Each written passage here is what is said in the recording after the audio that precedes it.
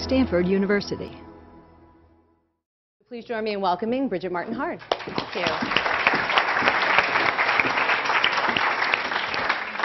So as Kelly mentioned, I teach a class here at Stanford called Uniquely Human that describes a lot of research that I find to be some of the most interesting research going on in psychology.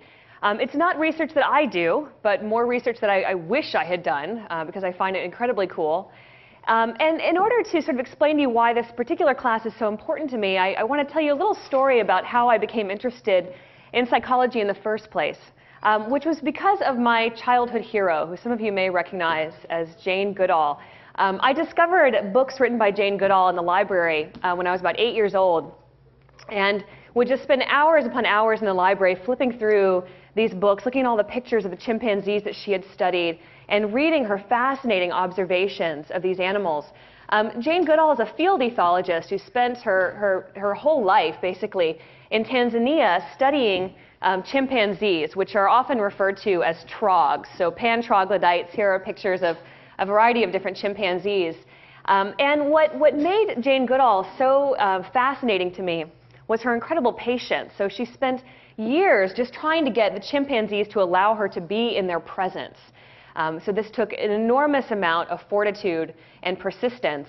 And it paid off because over the span of several decades, she was able to make observations of chimpanzees in the wild that no one had ever known. So for example, she was the first to discover that chimpanzees use tools, for the most part involved in sort of fishing for termites, in these little termite mounds, and that they seem to sort of learn how to use these tools by watching their parents, that they carry these tools around with them to plan for the future and things like that.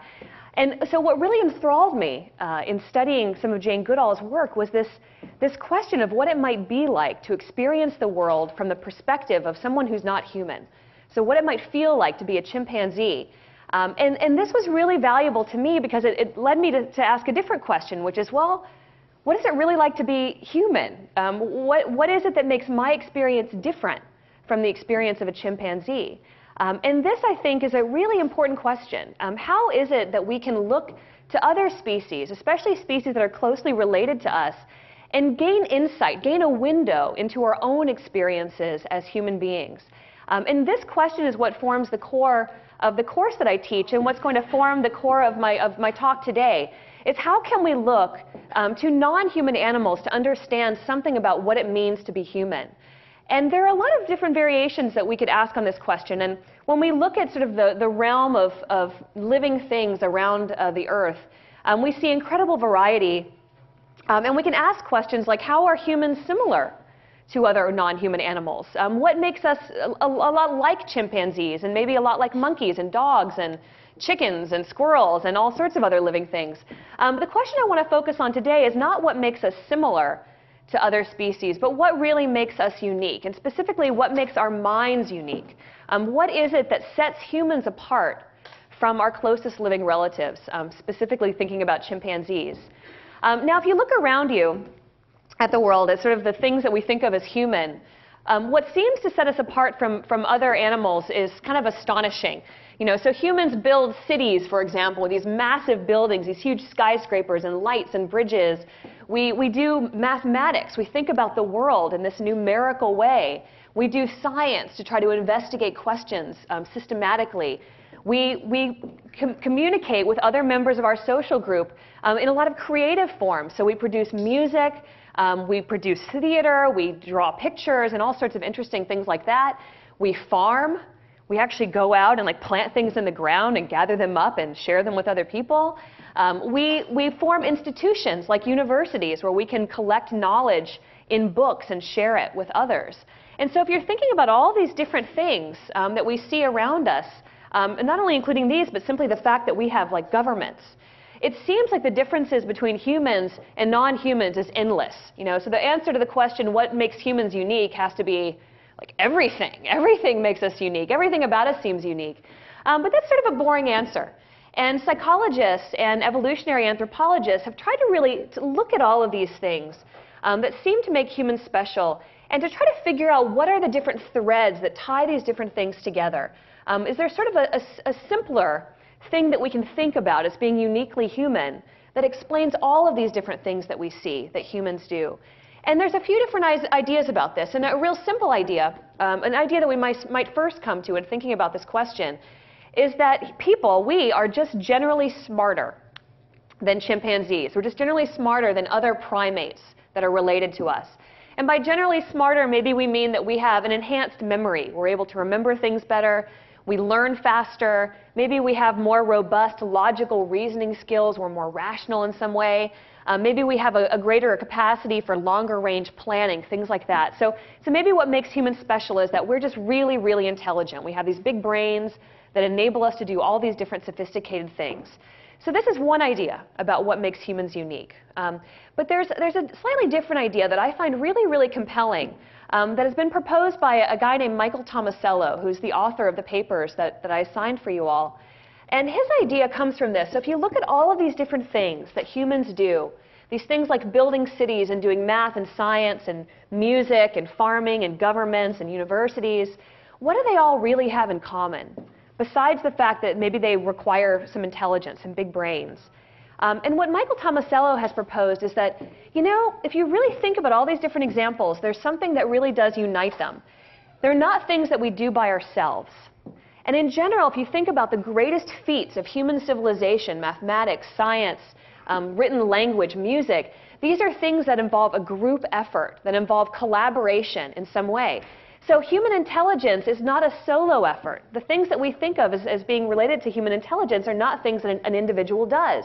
So even somebody like Albert Einstein, who we think of as accomplishing these incredible intellectual feats, had to work with other mathematicians. He had to build on the work that others had done in generations prior to him. He had to share ideas with other people. And so in general, the things that we accomplish as people, maybe we accomplish so well because we're able to put our heads together with other people and we're able to collaborate. And so because we can do this, because we can work together, put our heads together with others, we're able to do something really astonishing, which is we can accumulate knowledge and skills across individuals and across generations. And maybe this is really the key to human uniqueness. Maybe this is what really makes us so special, is this ability to work together and to accumulate knowledge and skills with others. So this different idea is that humans aren't just generally smarter. It's not that we just have like a faster computer in our heads. It's that our computers are fundamentally different in some way. It's that we're really socially smart.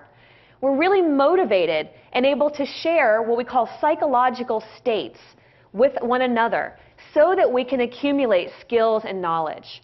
And this has been given a very special term called shared intentionality, or we intentionality. It's just this idea that humans are really motivated to put our heads together. Okay, so there's several examples of this, many examples of how we share psychological states with each other. So for example, we share our goals and our plans with one another by cooperating.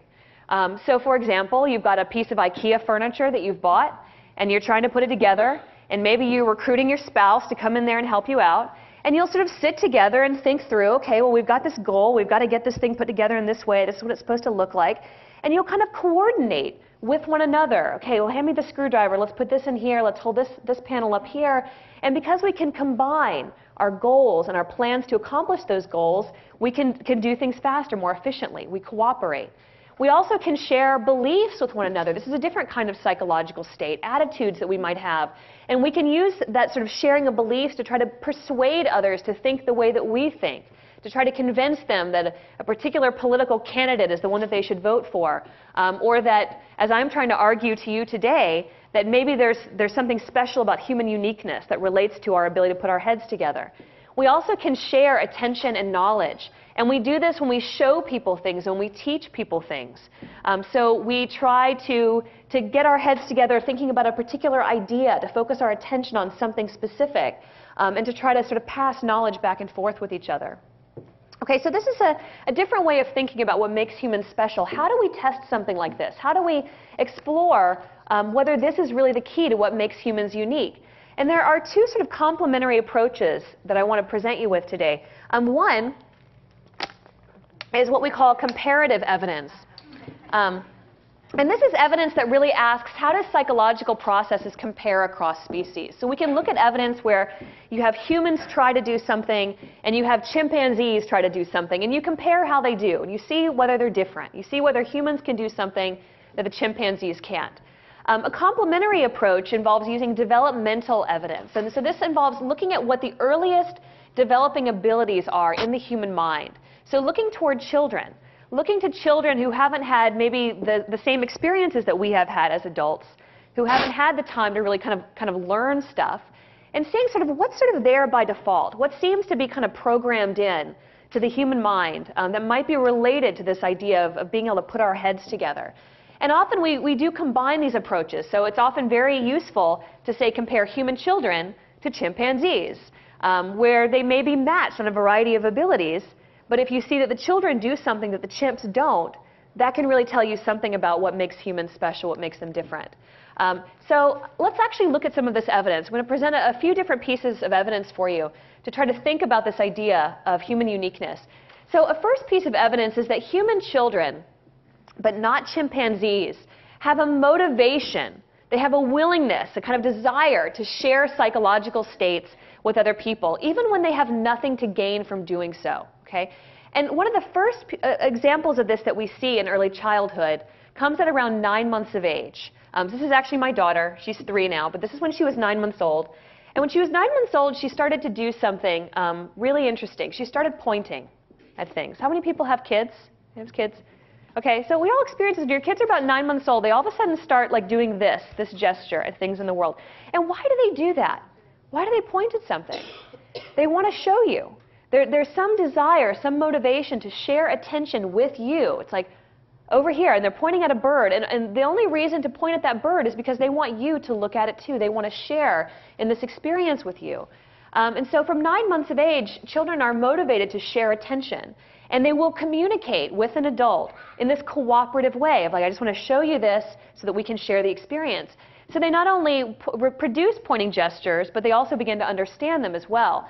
And this is sometimes referred to as the triangle, the sort of magic triangle that infants come to understand at 9 months. And the triangle refers to sort of the person who's doing the pointing, the person who's going to perceive the pointing, and then the thing out there in the world. So it's this triangle between me and you and that bird over there that I'm pointing to. And this triangle is very, very powerful as providing a foundation for a lot of human cooperative activity. So let me show you an example of a study done in Germany that's looking at this ability in children and also in chimpanzees to see whether children can do it and chimps can't.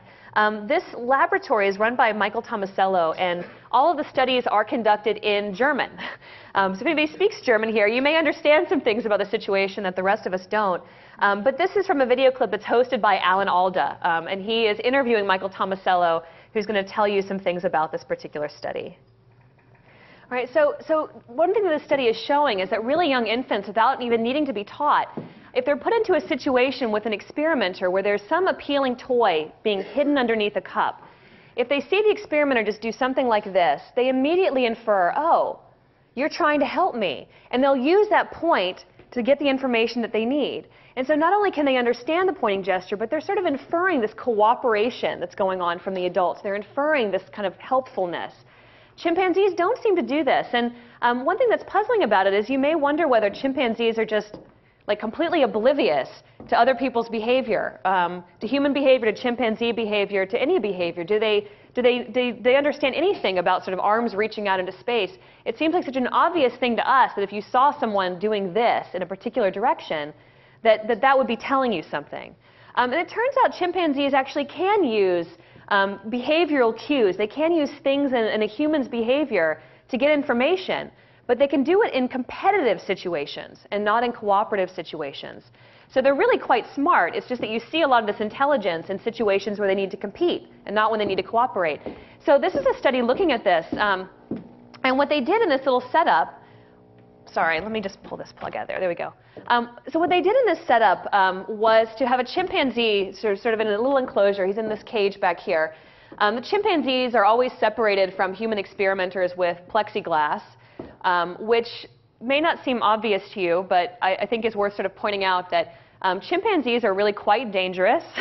and incredibly strong. And so it's very important if you do research with chimpanzees to have certain protective measures in place so that they cannot hurt you or fling feces at you. And so we've got plexiglass here to separate the chimp from the experimenter. And what's going on in this setup is there's two little cups here in the middle. And a second experimenter who's out of view here will obscure the chimpanzee's view of these cups and will then hide a piece of food underneath one of them. Okay? So there's something being hidden here, and the chimpanzee can't see where it's being hidden. Okay? So the next step is this little occluder comes away, so the chimpanzee can now see the cups. And this experimenter here on the opposite side is going to do one of two things. So in some cases, the experimenter is going to do something that seems quite cooperative to a human. The experimenter is going to point to one of the cups, and the human's always going to point to the cup that has the food. Okay? And after the human does this, this experimenter here will slide these cups toward the chimpanzee and give the chimpanzee a chance to choose one of the cups. Okay? Now, if we were in this context, we would choose the cup that the experimenter was pointing to, easy as pie, and we would get the food. Okay? Now, in another context, what the experimenter is going to do is not something cooperative, but something more competitive. So the experimenter here is going to do something like this, like reaching for one of the cups, always reaching for the cup that has the food. Okay? And after the experimenter does this, this experimenter will again slide the cups over to the chimp and allow the chimp to pick. And if the chimp picks correctly and gets the food, this experimenter is going to like bang on the plexiglass, like they're really angry that the chimp got the food when they wanted it. If the chimp guesses wrong, the cups slide back over here to the experimenter, and the experimenter gets to get the food. Okay, so there's this more competitive context where the chimp is competing with the experimenter to get the food. Now, what happens is we simply measure how often the chimp is right. How often do they get the food out of the cup? And what we find is that the chimps are really good at reading the human's behavior when they're competing. They're really lousy at reading the human's behavior when they're cooperating. So what this bar here shows you is the number of times that the chimpanzee gets the food, that they guess correctly which cup has the food in it. And this is the competitive case, and this is the cooperative case. And this line here represents basically chance. This represents 50-50 guessing between one of these two cups.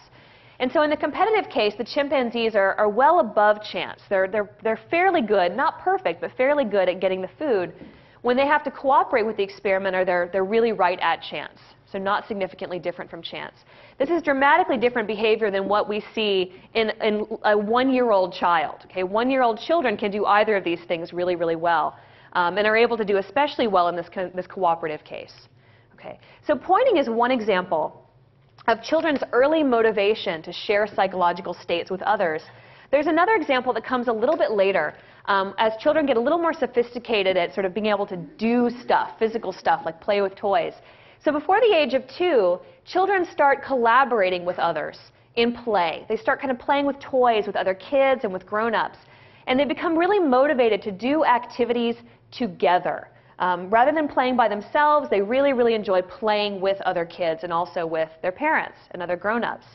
And now in this situation, when children are playing and collaborating on activities with their children, we really think that what's very important to them in these activities is the togetherness of it. It's the fact that you're doing this and I'm doing this and we're doing it together. And so in their mind, they have this this idea of the activity as being about the togetherness, about doing this together. Now this doesn't necessarily have to be the case. Okay? So it could be the case that this child is, say, playing with a sandcastle with this other child and is really just thinking about herself doing the activity, that the other child is irrelevant to the activity. Okay? How do we tell the difference between these two things? How do we tell whether it's the doing it together that's really important versus the doing it by yourself? So one approach to answering that question is to think about this situation. So we've got two kids building a sandcastle together. We've got one child sort of thinking about the building of a sandcastle, has this goal of doing this, and the other child has this goal of doing this. Now what we want to test is whether this child here is also thinking about this child thinking about the sandcastle. So whether there's sort of a triangle here going on between sort of this child thinking about the castle, and this child thinking about the castle, and then this child thinking about this child. So is this what's going on? Is this child really thinking about this togetherness, the fact that you're doing this and I'm doing this together? And one way to find out is to see what happens when you subtract this kid out of the mix. Okay, so I want you to, those of you who have kids, you can probably imagine this. I want you to imagine that you're playing some game with your child, and you're doing this together, and all of a sudden you just stop playing. Maybe your cell phone rings, you pick up your phone to answer a call, you realize something's boiling on the stove, so you run into the kitchen, and you disengage from the activity. Okay? What does your child do when that happens? If a child is really thinking about the togetherness of this as being important, what will they do? They'll stop. Yeah, what else might they do? They might cry, so they express frustration. They might wait. What else might they do? Follow you into the kitchen, yeah. And if you have a whiny 3-year-old like mine, what might they do? Mommy, you have to play with me. So they actually communicate and try to re-enlist you in the activity. And the fact that they do that suggests that it's not just I'm doing this and you're doing this independently, but the togetherness of it is really, really important. Okay, so what happens when you disengage? Will children sort of try to bring you back into the activity? And what about chimpanzees? What will they do in a similar situation if somebody that they're collaborating with disengages from an activity? So to investigate this question, Tomasello and colleagues designed some different tasks for children that would involve some kind of collaboration with an adult. And some of these tasks were problem-solving tasks where the children are going to work with an adult to get something, like a toy. And some of these tasks involve two people doing complementary things. So where you're not doing the exact same thing, but one person's kind of doing this role and the other person's doing another role. So for this task, for example, there is a toy inside this little coffee mug here. And what's required to get that toy out is that one person has to kind of reach in and lift up this little elevator. They have to kind of lift it up into this box. And once they've lifted up into the box, they're sort of stuck. They can't really reach around the box to get what's inside the cup. So that's where the partner comes into play. The second person is able to, from a different angle, reach in and grab the toy that's in the cup. Okay? Now, some other of these problem-solving tasks involve parallel roles, where two people are doing the same thing. So this is kind of like a giant wrapping paper roll that has two handles on either end. And the tube here is too long for one person to kind of pull apart. But if you can get two people in the task, one person on either end, and pull this tube apart, it'll pop open and a little toy will come out. Okay? So 2 tasks for kids. There were also some tasks they simply called social games. And these were tasks that involved just kind of doing things with a grown-up just for fun, like where there's nothing to be gained from it. There's no toy you're going to get. You're doing this really just for the whatever pleasure of doing an activity with somebody else. So this is a little double tube game where one person can kind of drop a block or a ball down one side of the tube, and then the other person on the other end can catch the ball in this little tin can, and it makes this great little rattling sound. This is a trampoline task where you've got this big floppy trampoline, and if you have 2 people, you can kind of like hold either end and then bounce a little block on it. Okay, now this may sound really boring to you guys, but to like a 2-year-old, this is really fun. And 2-year-olds found this incredibly fun. So they designed these tasks for children, and then they needed to come up with variations of these for chimpanzees. Okay? And this is not an easy task. So remember we talked about chimpanzees are very strong. These kinds of objects are things that a chimpanzee could destroy in like 5 seconds. So they needed to come up with different versions of these, and were able to do so. One of the main variations they had to make was taking that little elevator task, and they had to change that around a little bit. So they found that chimps didn't like to push things up. They didn't like to do that, but they were able to sort of like lift up doors. So they designed sort of a variation on that particular task that involved something like this. So you've got either a chimpanzee or a human who can kind of lift a little door on one side, and then another chimpanzee can reach into the box from this other side, go underneath that door, and then grab something that they want, which is most specifically food. One thing that they noted right off the bat with the chimpanzees was that chimpanzees would not play social games. So remember, for the kids, we've got this little tube game, a little trampoline game. The kids will do those. The chimps had absolutely none of that, which is telling in and of itself that the chimps would not do these cooperative activities when there was not food involved. Okay? But the chimps would play these, do these sort of games. And so the main question is, how does the behavior of the children and the chimps differ? And specifically, how does it differ when the partner disengages from the task, when the partner just stops doing what they're doing? So in these tasks, the experimenter, who is partnered with the children or partnered with the chimpanzees, after they got the children playing the game, would simply stop what they were doing for 15 seconds and just fall silent and do nothing.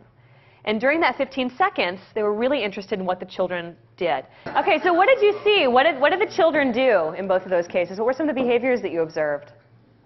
They point to tell people what they want them to do. They point, right? They point to tell people what they want them to do, right? So we've already looked at how children sort of use pointing, and here's a case where they specifically use it to try to draw your attention. Wait, you're supposed to be doing that. You're supposed to be doing this. So they're clearly trying to re-enlist the adult. Anything else that you see them doing? Yeah? I think he considered taking the can from the disengaged adult and trying to do the whole thing by himself. Yeah, so that's another thing they might reasonably do in this situation is just see if I can do it myself. So maybe I can try to do my part and then run over here and do your part. Like maybe there's some way to do that, right? So they could attempt the task on their own.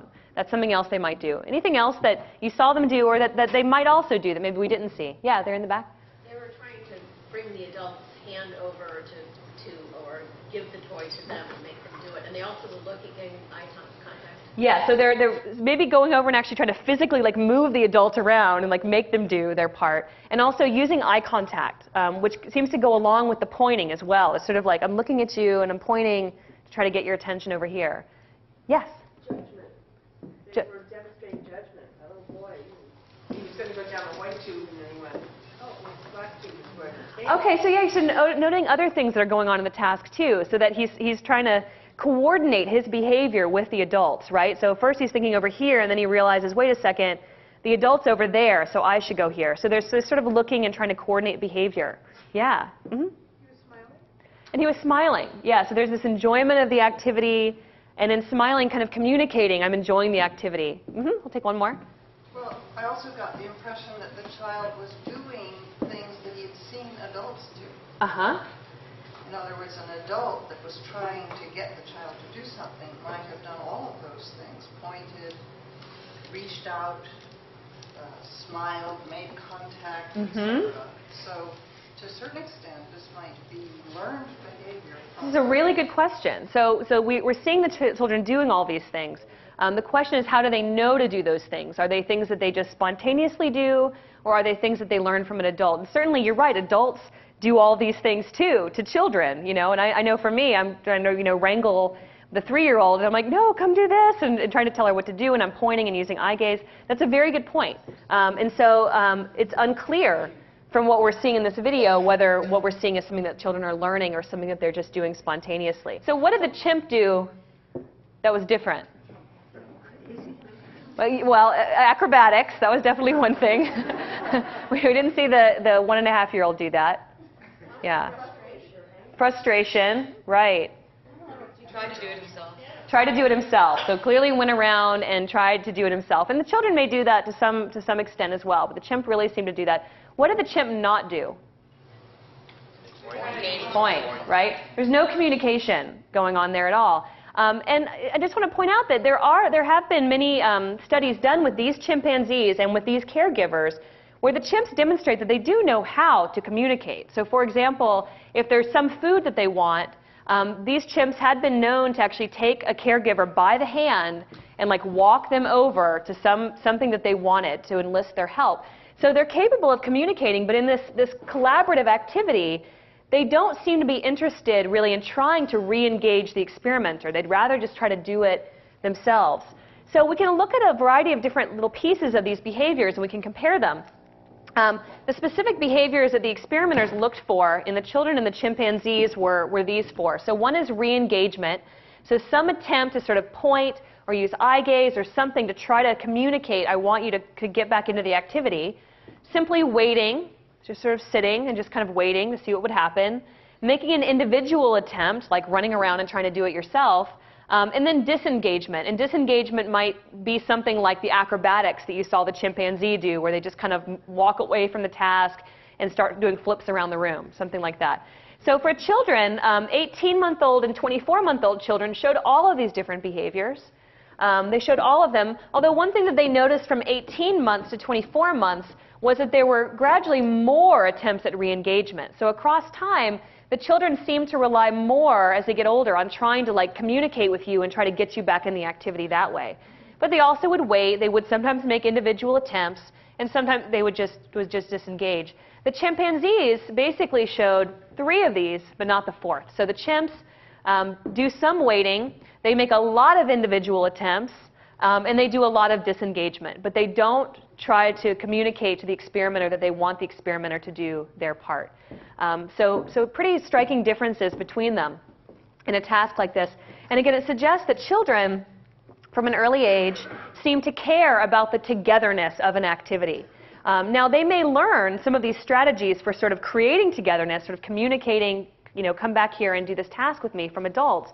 But they're clearly motivated to do that. They're clearly motivated to do these things together and to try to enlist help when they need it. So I think that last point that he makes bears repeating, which is that even though the children are very clever, and if they play with these toys on their own, they're able to figure out how they work, they still will defer to a grown-up. So if there's an adult around who seems to know what they're doing, children will sort of wait and expect to be taught by another person, and then will modify the way that they do things in order to fit with the way that they've been taught. And this is something that Tomasello's lab has also looked at in chimpanzees, and you just don't see the same kind of thing. Although chimps can learn from other chimps, there's just not this teaching that we see in humans. There's not this sort of waiting and sort of expecting you to show me how to do this. And there's also not this cooperative, like trying to show you how to do certain things. So in addition to sort of showing this motivation to collaborate from an early age, young children also show, without being taught, a preference for other people who want to share psychological states. So in general, as grown-ups, we tend to like people who are cooperative, right? So we tend to like and want to interact more with people who, hold the door open for you when you're coming in, who offer to help you with a really challenging problem. And it turns out that really young babies, as young as like 5 months old, also seem to show these same preferences, which support the idea that there's something about this like putting our heads together that's really innately and uniquely human. So I heard you all react to that. I think we have a bit of a reaction to that too, which is like, oh, that mean square. Why is he pushing the circle down the hill, right? And so there's sort of what we're pitting against each other in this particular little puppet show is that we've got a sort of a helpful, cooperative triangle who is sharing, in some sense, a psychological state with the circle. So it's going to share this goal of like trying to get up the hill, and we're going to do it together, versus the square, who's our hinderer, who rather than sort of working cooperatively with the square, is going to try to thwart the, with the circle, is going to try to thwart the circle's goals. So then what they do to try to understand, what do babies understand about this situation? What do they think about the triangle and the square? Do they have the same reaction that we do? And there are a few ways that you can ask babies this. Now, you can't actually ask babies this. You can't say, well, what do you think? Do you like that pro-social triangle and dislike that anti-social square? Because they can't answer you. So instead, you have to do something else. And one approach involves looking at how long babies look at a particular situation. Okay? So what you're going to then show babies after they've watched this puppet show is a situation, and I'll just keep the sound turned off for this, in which the circle is going to approach one of these two shapes. And in some cases, the circle is going to approach the helpful triangle. And in other cases, the circle is going to approach the non-helpful square.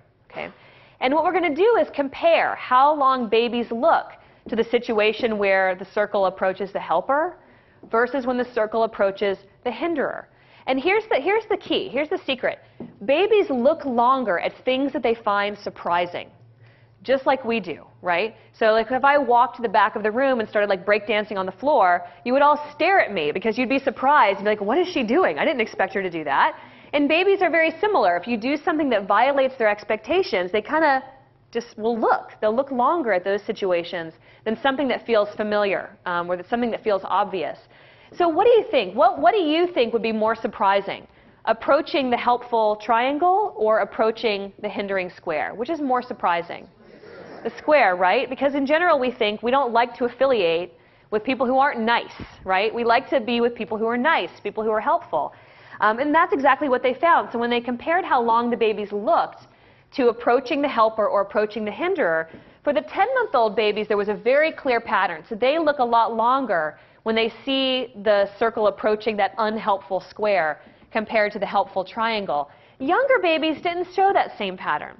So one suggestion here was that maybe babies need some time in the world to kind of start figuring out the difference between good guys and bad guys. Okay? But interestingly, they came up with another way to ask babies what they think as well. So in addition to measuring how long the babies look at these different situations, they also tried this approach of just handing the babies the puppets and then looking to see which ones the babies would grab, which ones they would touch first and want to play with. And when they did that, and here's just an example of a 10-month-old being presented with these little puppets. And they varied which shapes were what. So sometimes the square was the helper, sometimes the circle was the hinderer. And they just measured which one the babies touched. And here they found a really amazing pattern, which was that basically almost 100% of the babies would reach for the helper object over the hinderer. So what's really been incredibly astonishing about these findings is just how young the babies are in these studies who are showing preferences for a cooperative puppet or a cooperative square, which isn't even a real person.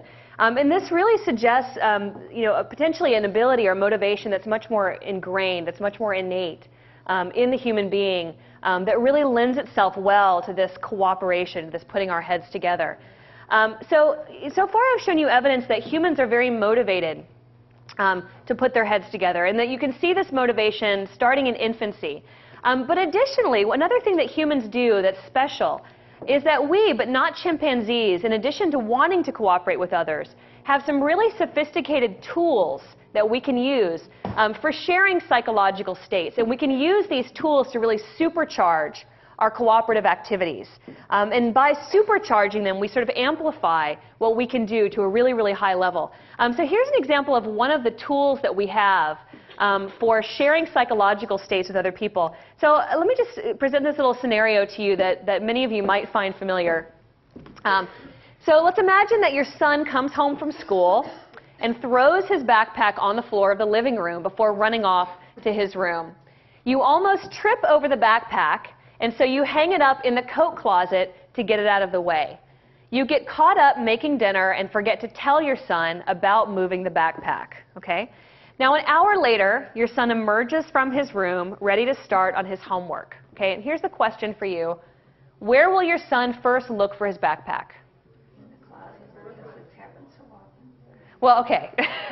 It's an extra sophisticated answer. So maybe he'll look in the closet because you've done this to him a million times. Okay, but what's another possibility here? Where might he look? Where he left it, right? Which was in the living room, right? Then he'll say, Mom! Yeah, and then he'll yell at you because he'll assume that you moved it somewhere else, and maybe he'll know that it was in the closet. So either of your answers here, whether you're able to infer he's going to look in the living room, that's where he last left it, or even more sophisticated, he's going to look in the closet because he knows that you probably moved it. Both of these require a really sophisticated ability that we call theory of mind. And theory of mind refers to our ability to kind of get inside of other people's heads and know what they're thinking and use what we can infer about what they're thinking to predict their behavior. So that we can cooperate with them even more effectively. So when we solve a situation like this, one thing that this really requires of us is that when we encounter another person, we sort of have you and me, the perceiver. So if you and I are interacting here, I know that there's sort of stuff out there in the world that's reality. Okay, so there can be like a physical apple out there in the world. But I'm also able to infer that you have something inside of your head that we call a mental representation of reality. So you can have a thought in your head about an apple, all right? And these two things, this reality and this mental representation of reality, these are not the same thing. They're slightly different, right? So the reality could be that the backpack is in the coat closet, but your son's mental representation of reality is that the backpack is in the living room. These things don't have to match. And what's really important is it's the mental representation of reality. It's what people think inside their heads that predicts their behavior more than actual reality. So because you can infer what's inside the son's head, you can infer that he has a representation that his backpack is where he left it. It's in the living room. You can accurately predict things about his behavior. Okay? This seems painfully simple to us, okay? But it's not painfully simple to really young children, and it's not painfully simple to chimpanzees. So this is something that children learn to master by the time they're about 4 years old. And this is done using a task that is very similar in a lot of ways to the situation that I just gave you.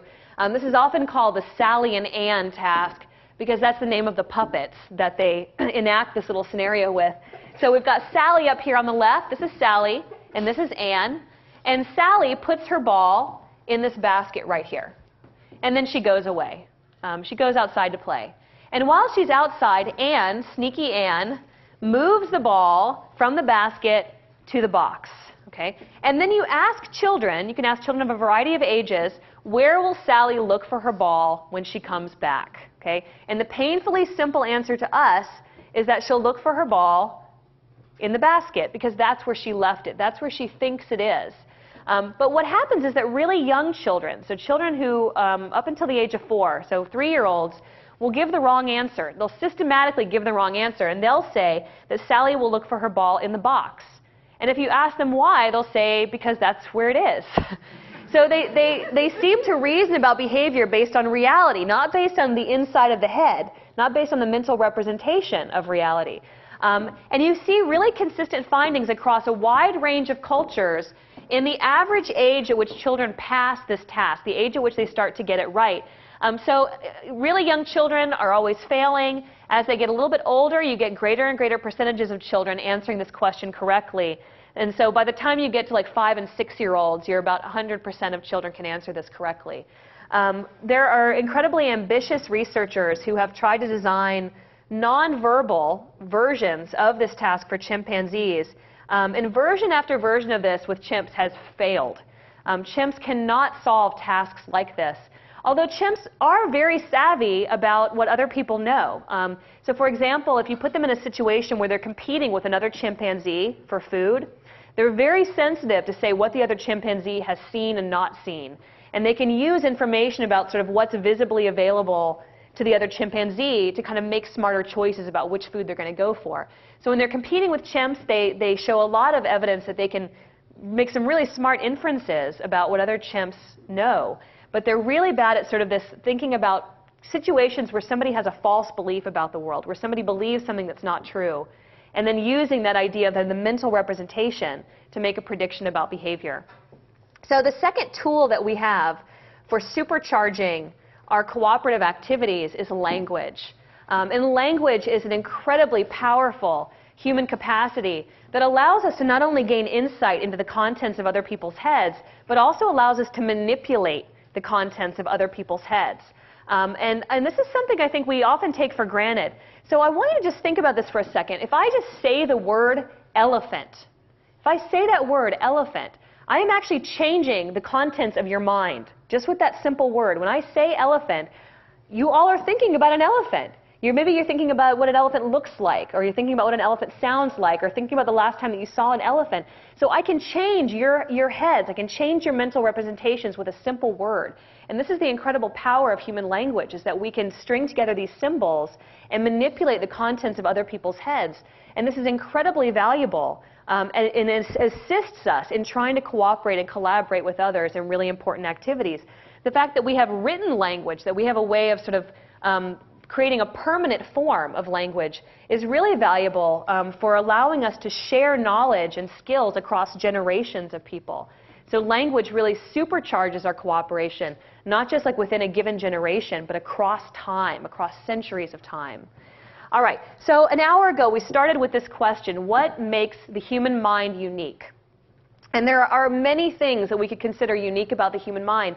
But what I've put forward for you is an idea that may be a bit counterintuitive, which is that rather than thinking about humans as just being generally smart, what may be unique about humans is our willingness to cooperate. It's our willingness and capacity for collaboration. It's our willingness to do things with other people, this kind of general helpful nature that we have that allows us to share ideas, to build on the ideas that other people have and that other people before us have had, and to accomplish much greater things together than we could ever accomplish on our own. And with that idea, thank you very much. And I know we're going to take a break and then some questions. I want to ask you about the most disturbing thing that I heard in your lecture, and tell me if I have this right. Is it true, are you saying, that my cat does not have an intrinsic motivation to share his inner states with me and is not deriving a natural pleasure from being in my company? Is that, did I hear that right? That that's uniquely human? Yeah, I think that's probably true. I'm not sure that cats have a motivation. They may not even have inner states worth sharing. Yeah, I don't know. I don't know. Probably true. Okay, that's actually not what disturbed me most about the lecture, because I'm going to hold on to the dream for the cat. But what I actually found disturbing, I'd never heard this framed this way before, but it became abundantly clear that it might be true from one of the videos you showed. And that's the idea that humans are hardwired to believe that there is a right way to do something and a wrong way to do something. And if you are one of us, you better do it the right way. Am I interpreting that right? Yeah, I think you are. So I think social psychologists are very well aware of this, that we, at all ages, across all cultures, we do seem to think that there's sort of a right way, at least a right way for our social group to do things, and we really genuinely care about getting that right, about doing things the way that our social group is doing them. And you see examples of this in little kids as well. So for example, my daughter's at this age right now where we go to do story time with the library, or she does do gymnastics classes and things, and the teachers at all of these different things that we do have this thing of giving kids a hand stamp at the end. And I've noticed that the kids, all it takes is sort of a couple of kids deciding, I want my stamp on my belly, or I want my stamp on my leg. And then all of the other kids just follow suit. They all just sort of conform because they're inferring okay, this is the right way to get a hand stamp, is on my belly or on my ankle. And I think, so the fact that we see that in such an early age is consistent with this idea that we have this instinct to conform. And conforming really is about figuring out what the right thing to do is in a particular social group. It's interesting because I've been reading a lot lately, some sociobiologists talking about how this instinct to cooperation is fundamentally human, and so is this other selfish instinct, and that a lot of human problems come about because we are adhering to that selfish instinct rather than the cooperative instinct. But this framing kind of suggests to me that actually a whole bunch of human problems may be based on also this cooperation instinct that comes with it, this fundamental belief that there's a right way to do things. And so if you're not on board with that, then we will make you get on board with that. Yeah, well, there are some social problems that definitely are amplified because we want to be so like the other people in our social group. So there are these studies done, for example, where you have an experimenter who, as people are coming out of their car in a parking lot, hands them a little leaflet of paper, and then sends them on their way down this corridor on their way to a building.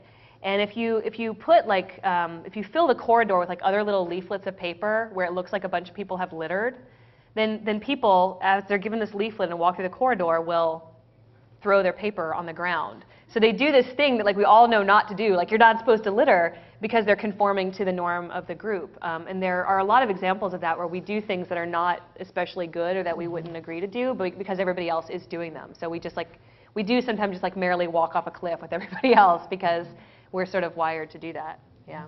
Cool. So I think social contagion.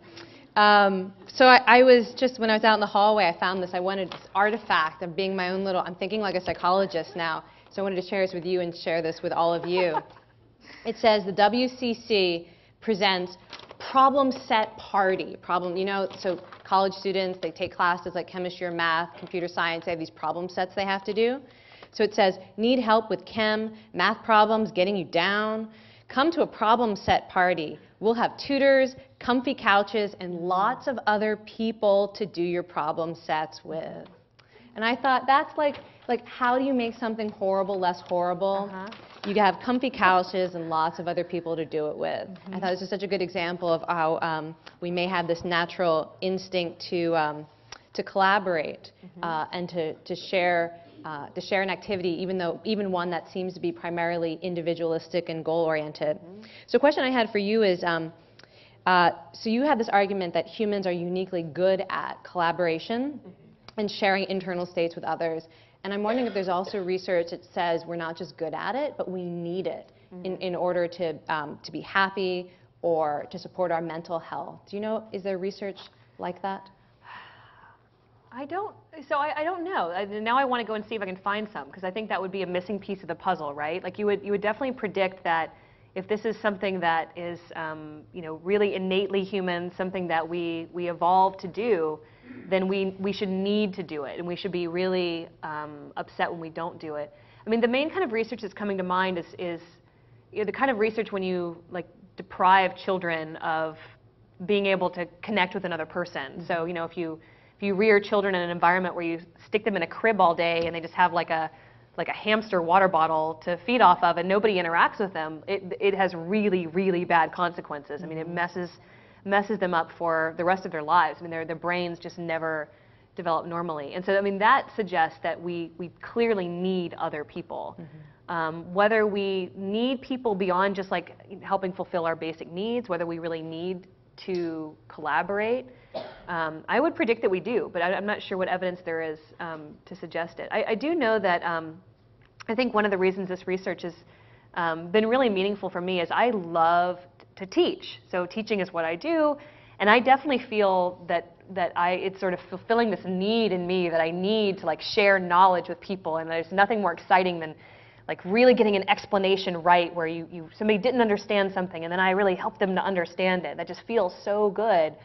And so that completely anecdotally tells me that, yeah, there's got to be something there. We need it. But I don't know what evidence there actually is to support that right now.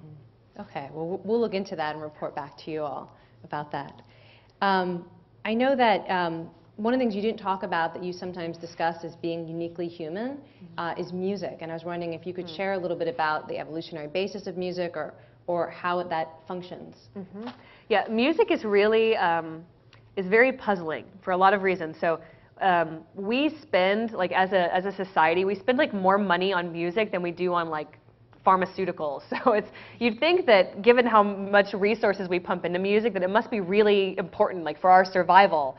Except that no one can really think of how it could be important for our survival. You could imagine you could live without music and you could still find food and you still have kids. It's such a sad life. Yeah, and so it raises this important question of what is music for? What is it good for? Why do people do it? And there are a few ideas about this. One idea is that it's sort of an extension of the way that mothers and children communicate with each other. And this relates to the cooperative aspect of people. So from a really sort of instinctually, when people talk to babies, they have this kind of musical way of talking to them. So they do things like, hi, how are you? Oh, you're such a good girl. Oh, you're such a good girl. And if you really listen to what I'm doing, it's very musical, right? There's this up and down, there's this repetitive pattern. And the reason we talk to babies that way is that babies respond to it really strongly. So it's often been described as kind of this way that we have of touching a baby at a distance. So even if I'm across the room from my daughter, I can talk to her in this way and we connect. It's this way that we have of connecting. And so one idea is that music is basically that connection amplified across larger groups of people. And it's So as one example, there was a study that was done here at Stanford looking at this. If you put people in a lab and you make them, it would have been funny to be in this study. They made them listen to "O Canada," the national anthem of Canada. And while they listened to this song, they made them move these cups back and forth in synchrony with each other. So they were listening to music and going "Oh Canada," and they're doing this back and forth in synchrony with each other, moving together to the music. And what they found was after doing this, after moving to music together, as opposed to moving to music but not in a synchronous way where it's one person's listening to the music offset from the other person, so they're not together, the people who moved to music together, when they performed this later task that measured people's willingness to cooperate, they were more cooperative. And they expected people to be more cooperative because of this experience of listening to music together and moving to music together. And so if you think about examples of when we often use music out in the world, so if you play for a sports team, you listen to music before a game, And we think of it as partly to get you amped up, but the other thing that it does is kind of it synchronizes the group. So it's like getting the group on the same page. It's connecting you all together and getting your minds linked together. It also can signal to other groups that you're competing against, we are together and you better not mess with us. So one great example of this is the New Zealand rugby team, the All Blacks. They perform this thing called the haka before a game, before a match, and it's very musical. It involves like banging their thighs and like kind of chanting together in synchrony. It's ridiculously intimidating to watch. And it's something that cultures have done for centuries, is this kind of thing before they go into battle that says, we are on the same page, we are working together, we are in synchrony, and you are going to get destroyed. And so music is maybe part of this. It's one of these tools that maybe we have for unifying a group and getting people to cooperate, and also getting people to cooperate against other groups. So it's also a way that we work together to do bad things to other people, unfortunately. But I think the cooperative part of it is really fascinating. So one thing you may not know is that both Bridget and I teach aerobics. We teach group fitness. We teach people to move together to music all the time, where we are initiating the movement and we get everyone in the group to do the same movement at the same time. And when that Stanford study first came out, the O Canada, the Cups, I thought, see, this is why I like teaching aerobics so much, is because everyone in the room, because they're moving with you to music, they bestow such goodwill on you in a way that might never happen in a classroom like this. Yeah. And unless we're gonna have hand gestures next time before we start class. And also just the community that builds in a group, doing something silly like doing jumping jacks to hip hop music. That you really have this sense of building community and trust. So we should look for, if you don't already have that in your life, you should go look for some place where you can move to music with other people. Well, it's part of why I think flash mobs have become this incredible phenomenon. So one of my favorite, I have a video of it. It's incredible. You should look it up on YouTube. So it's a flash mob. It's a Michael Jackson flash mob that was done in Germany, where they had like just hundreds of people dancing to Beat It. And I watched this video clip while I was pregnant last winter, and I had this like incredible emotional reaction to it, like watching these people moving in synchrony, dancing together. I was watching this in my office, and I just like burst into tears, like these like, oh, it's so beautiful. I was just blubbering, and I think it was this thing in my brain being turned on by this power of like groups moving together to music. It was really compelling to me. And I think they should actually do studies of pregnant women listening to music, because I think there are hormones in your body that are about bonding that I think get a little out of whack when you're pregnant, and so some of these things that normally cause that kind of a reaction are like totally amplified when you're pregnant. But yeah, flash mobs I think are another really good example. Yeah, cool. So there's one other thing I want to ask you about before I turn it over to the group. You focus mostly on what makes humans unique from non-human animals, but I'm wondering if you could just throw out a few tidbits about what the research says about animal capacities that we might be surprised to know that non-human animals share. Yeah. So I made a whole big deal about how humans point and they understand pointing and chimpanzees don't. And what's been really surprising the last few years is that there is an animal that does understand pointing that's not human. And some of you are nodding because you probably know what it is, and many of you probably have one in your home. So dogs, domestic dogs, are really interesting in their ability to comprehend cooperative communication. And this was discovered because one of the researchers who was doing one of these studies with chimps, Brian Hare, was doing these studies to see if chimps can understand pointing gestures. And he was like, I don't understand why they can't do this. My dog can do this. Like, this is so easy. My dog can do it. And then he thought, why can my dog do that? And so he brought his dog into the lab. He started bringing other dogs into the lab and testing them. And it turns out that dogs can do this from like puppyhood. They don't need to be taught. Like, puppies can understand pointing gestures. You can rig up a little situation where that you're hiding food in different places, and you can use pointing gestures, and they completely, without needing to be taught, will understand them and use them. Wolves do not do this. So you can also test wolf puppies, and they can't do it. And so it seems to be something that we have bred into the dog psyche. that probably relates to the fact that we cooperate with dogs. So we use dogs as service animals. They help us herd sheep and do all sorts of things where we need to cooperate with them. We need them as partners. And so we have over time created these characteristics basically in dogs that allow them to do what we often expect a person to do. So that's been one really surprising thing. The other thing is that chimpanzees are really a lot smarter than I've made them out to be today.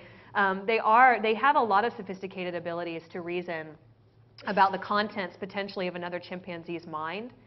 And we're learning more and more about this over time, but what has been useful in doing this is realizing that if you want to understand what a chimpanzee really knows, you need to put them in a situation where they can compete against another chimpanzee. And it's in that situation that all of their intelligence really comes to bear. If you put them in situations where they have to cooperate, they look stupid because they don't expect to cooperate like we do. And so that's been a really surprising thing too. They can do a lot of the things that we can do. It's just that they don't reveal them in the same situations. So those are the two that really stick out. You've worked with chimps, right? Is that, can you say a little something about that? Yeah, so when I was an undergraduate, the first research experience that I got to have in psychology was working at a lab down in Georgia, where there are a bunch of, they have monkeys and they have chimpanzees, and they also at the time had bonobos, which are a type of chimpanzee. They're just as genetically similar to us as chimpanzees are, but they're different in a lot of ways. And they, yeah, you're chuckling because you know some of the ways they're different. They were doing a lot of studies down there looking at sort of all different aspects of how monkeys think and chimpanzees think. And they also were doing some of the chimpanzee language training studies down there. So this was the facility where at the time they had Kanzi, the bonobo. Some of you may have heard of Kanzi. So he's the ape that has come closest to mastering certain aspects of human language. And he was there at the time. So I got to work down there for a little while, and it was really interesting. This is where I really learned that chimpanzees and monkeys are kind of scary. And you don't think about that because you see like cute versions of them on TV. What you don't know is that normally the chimpanzees you see in movies and television are juveniles. They're really young because young ones are easier to control. Like once they're grown-ups, they're like, they're really aggressive. The first time I actually got to meet one of the chimps, as soon as I walked in the room, he immediately like puffed up all of his hair and started running around the room like crazy, banging into everything that he could to make as much noise as possible, because he wanted me to know that he was in charge and that I should not mess with him. So they're very aggressive. And you spend a lot of time behind plexiglass so that they don't do things to you. There's probably some human form of that too. Yes, think of there is definitely some human form like of that. Like sitting too. on the highest chair so we know who's in charge. Yeah, but there were other things too. So there was a bonobo, a baby bonobo there at the time named Inyota, who was he was being trained to use these different symbols to communicate with different experimenters who were there. And so one of the neatest things was when I would pull in sometimes in the morning, and Yoda would be in the parking lot where I was working with his caregiver, and he'd be just sitting there in like a diaper and Birkenstock sandals, and they would be like drawing symbols in chalk on the sidewalk, and they were teaching him to use these different symbols to refer to different kinds of food and things. And so that was definitely one of the nicer ends of it. Do you believe this? I know I'm asking all the questions, but I love this topic, and this will be the last one, I promise. Do you believe the stuff about animals doing art? Do you think that non-human animals are actually artistic? Because you've seen them, there are whole gallery shows about elephants that paint and gorillas who draw and even cats who dance. And do you think that that's actually art, or is that something you'd put in the uniquely human category? So that raises a big question, which is what counts as art? My dad's actually an artist, so this is something that I've thought about a lot. I mean, I definitely think that an elephant or a gorilla can just enjoy the process of like exploring paint. I mean, I think, you know, a 2-year-old likes to splatter paint on a canvas and see what happens. Like I think that the playful aspect of art is not uniquely human. The fact that we just like to play and see what happens when we do this, like just for the fun of it, I think that that is really shared. But the part of art that involves like, I'm going to try to communicate something specific about this landscape, or that I want to take this landscape and paint it in a way that breaks this particular convention. That's the stuff that I think is uniquely human. Or that I want you to feel something that comes from my inner experience and then becomes your right, inner right. So experience. you can think of art as being a medium for sharing psychological states, right? So we produce art sometimes to make people feel the way that we feel, or to make them see something the way that we see something. And that, I think, lends the more uniquely human character to art. Whereas just the playing with stuff, I think a lot of animals would do that. Cool. Okay, so I'm going to let you call on folks as you would like, and Yeah. I'll let you know when we are out of time. Okay. Questions? Yeah. So I find it very interesting to emphasize our capacity to collaborate as a way of understanding something about us, but I don't see it as uniquely human at all. It seems to me I've heard of all kinds of things with other animals that show the same characteristics, and I had an experience myself I told Kelly about. I have a koi pond, and one of my koi took himself out and was almost dead, and we put him back in. He didn't move at all, and then the other koi came on either side of him, and for the next hour basically gave him physical therapy, moved him through and got his gills working until he came back Oh, that's to fascinating. life. So that's Yeah. pretty cooperative. Yeah. And Now, those are fish. you are completely right. Humans are not the only species that cooperates. And there are some really extreme forms of cooperation that are more extreme than what we do. So like honeybees, for example, I mean, there will be like a queen bee, and then all of her sisters will sacrifice their own reproduction. They won't bear offspring. All they do is serve their sister. That's extreme, like pro-social behavior. So pro-social behavior you find all over the natural world. So I guess when I'm pointing to sort of what is uniquely human, I think the comparison group that I'm most interested in there are what our sort of closest ancestors and closest cousins are like. So what is it, in our evolution that pushed us in a direction that's different from a chimpanzee or a bonobo or a gorilla? So what is the sort of the uniquely human little bend in the twig of our family tree that pushes us off in one way? But there are a lot of other species that, for different reasons than ours, have evolved cooperative abilities. So we're not the only ones that cooperate, and certainly there are examples of pro-social behavior in animals that seem even more like self-sacrificing than what we do. But when you compare us to other primates, to gorillas and chimps and orangutans and moving further away, monkeys, we are way more cooperative than they are. So that's a very good point, because I certainly don't want anybody to walk away thinking like, oh gosh, humans are really special because we're the only ones that cooperate, and that's not quite true. So I need to clarify that a bit. So thank you for that. Yeah.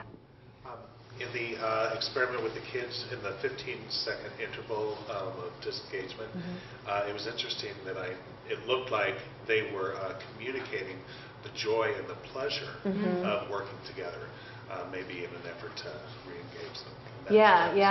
Yeah, so somebody pointed out that they were smiling. And the fact that the children were willing to play these social games where there's nothing to be gained. They're not getting a toy from this. They're not getting anything from this besides just like, I get to play this game with you.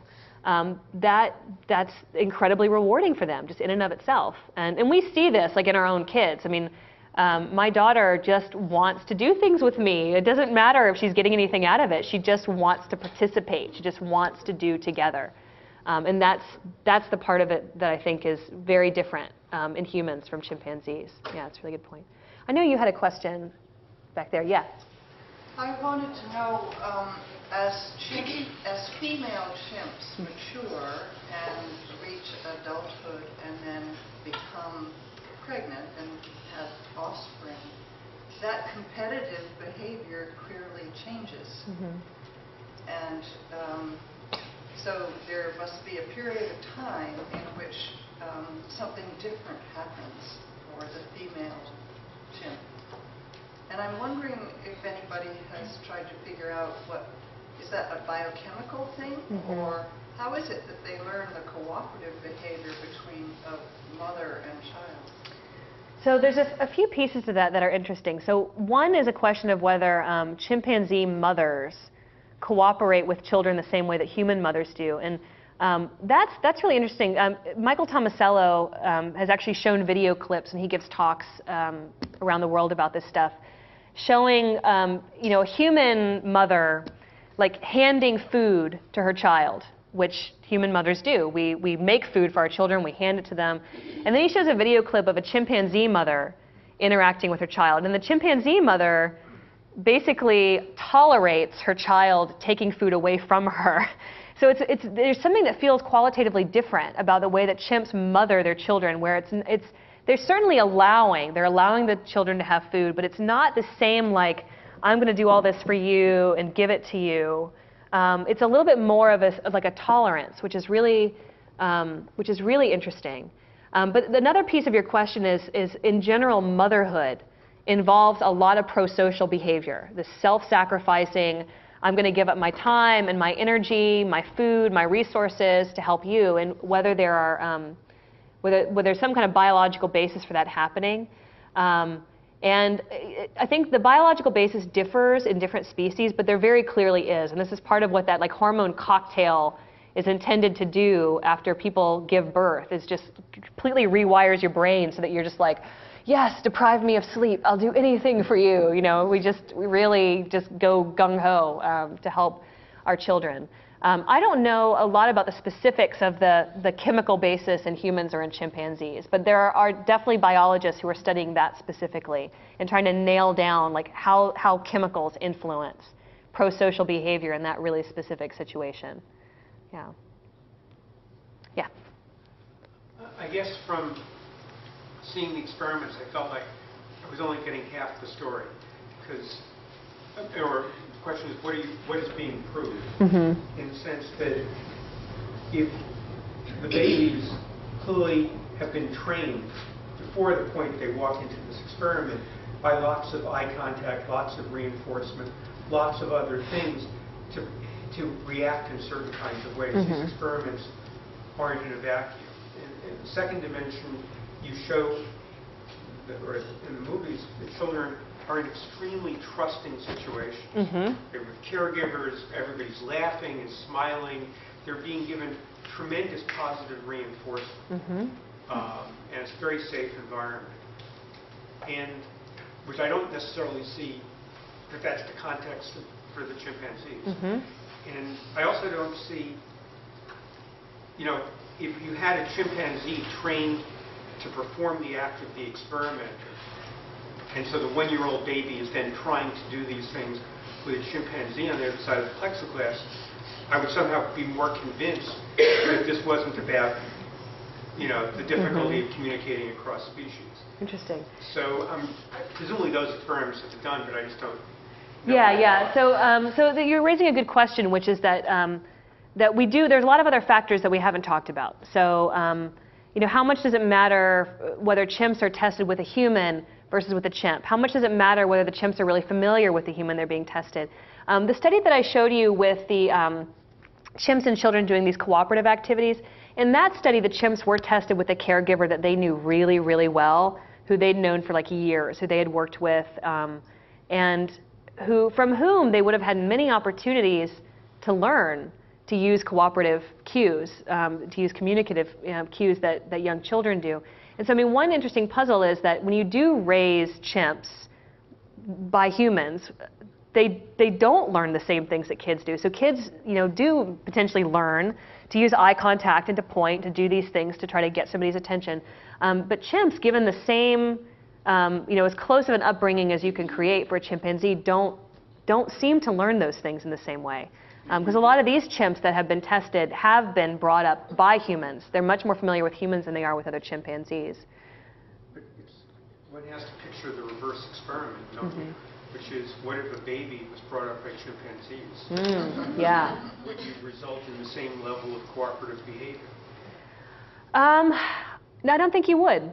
And I think part of that is that, so nature and nurture are always interacting, right? And so humans may have some little sort of innate thing that makes us more cooperative, and then that gets amplified as we do cooperate. So as we start interacting with other people, and other people treat us in this cooperative way, this helpful way, and we receive that, a lot of our tendency to cooperate may get bigger, it may get amplified. Whereas if you were raised by a chimpanzee, you know, you may have this cooperative tendency, but nobody is meeting it. You know, they're not cooperating with you. They're not helping you. You have nothing to gain by being cooperative. If anything, you might lose out by being cooperative, and so that behavior gets like stomped down. So yeah, I mean, we would never say that humans have this like hardwired program. This is how they are. They're cooperative. They're going to be this cooperative no matter how you raise them. It's always going to be the case that being then brought up by other humans changes these things in different ways. It's a very good point. Thank you for asking that. Yeah, others. Yeah. I wonder if you could speak to, like you were saying, that cooperation isn't only human, and that you were looking at our particular branch of our family tree. Mm-hmm. If we looked at a different branch of a different part of the family tree of all life, then say crows or ravens being socially smarter than some other kind of bird, for instance, what do you think it is that makes humans so vastly different from the rest of the animal kingdom than crows being not very different than a canary or something like that? Okay, I see. So you're saying like if you look at like so other parts of the natural world, like if you compare birds to each other, you know, they'll be different. They'll show some differences. Crows and ravens actually are really smart, but they'll show some differences. Whereas in the human family tree or the primate family tree, it's like you've got, you know, the monkeys and the apes, and then humans are like out here in left field, or we just do all these crazy things. And I think, you know, a big part of the argument I'm trying to make today is that part of the reason we are like way out here in left field so different is because when humans start pooling their mental resources together, when we start putting our heads together, like these amazing things start to happen. That you take, you know, a level of intelligence, if you could take the level of intelligence of a chimpanzee and get them to cooperate in the way that we do, you might start getting a whole snowball of other kinds of things that we do. So it's this like one tiny little difference potentially between humans and chimps, this willingness to cooperate, that this tiny little difference that snowballs and turns into this huge difference that makes us look so dramatically different from other species. But then there's another question that follows from that, which is, well, you know, let's say you've got a bunch of species of honeybees, and you get like this one particular subspecies that suddenly becomes more cooperative. Why don't they suddenly become like humans? And there, I mean, you have to take into account other stuff too. Like, it's not just that humans are cooperative, but we also have other mental capacities for thinking about the world, for representing things in the world. So, for example, we can use symbols. You know, we make things like maps. We use words, which are symbols, to represent other things, and maybe that matters too. So there's some other stuff that we didn't talk about today that might also contribute to why humans like really, really diverge a lot. Yeah. When you were talking about the cooperation, I was thinking about horses. In particular, like their motivation for cooperating is very mysterious to me. That's interesting. I don't know much about horses, and now I want to find out.